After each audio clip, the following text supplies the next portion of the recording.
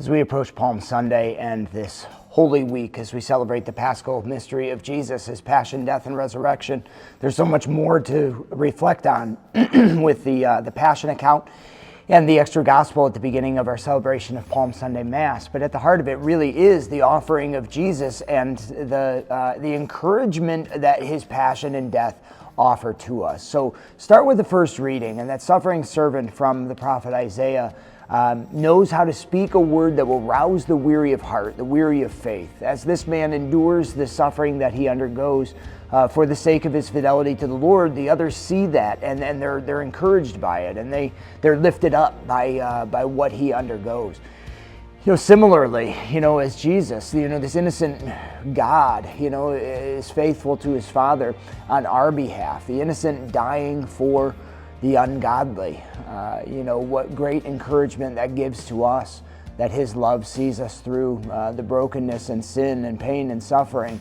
And as many times as that story is told, as many times as we see it played out, as many times as we experience it in our hearts, even in those darkest of places, so many times our own hearts are lifted to a deeper sense of conversion, lifted to a deeper sense of love for God and for other people. Over and over and over again, he is living that same word, that same experience in our hearts, and drawing us to the other side of the cross. And while we miss so many opportunities to really know and experience his love and fidelity to us in the midst of it, the hope is still there that we will acknowledge, be aware of what he's really doing for us in the midst of them. And I think one of the things that helps is Psalm 22, the end of it. I love the end of Psalm 22. While it starts, my God, why have you forsaken me?" It ends with this statement of fidelity, that God,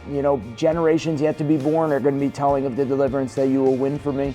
And when we have that same attitude in the midst of our own challenges, in the midst of our own sufferings, it leads us to a greater sense of hope and expectation that we will be delivered.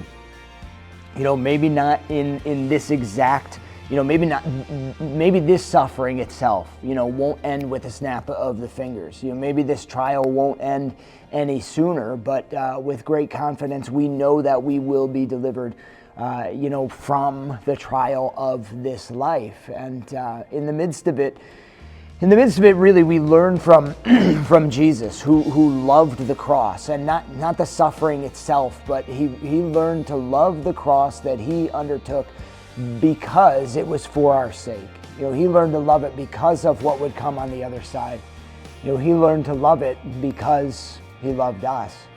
And so as we undergo the things that we do, and as we take on the sacrifices that we undergo, and as we endure the tragedies that we experience in this life, God really can bring us to a sense of love of that cross, not for the suffering itself, not because pain itself is enjoyable or good or anything like that, but because on the other side of it, we come to a greater love of God, a greater awareness of his fidelity, a greater knowledge of his love for us, a greater willingness to suffer for the sake of other people, and certainly to experience in a greater way the glory that the Lord won and shown and revealed, as he suffered on the cross. That's the place from which his glory flows, and that's the place from which we encounter and experience it truly, and the place where we're raised up to a true hope and expectation, a longing and expectation for the joy of heaven.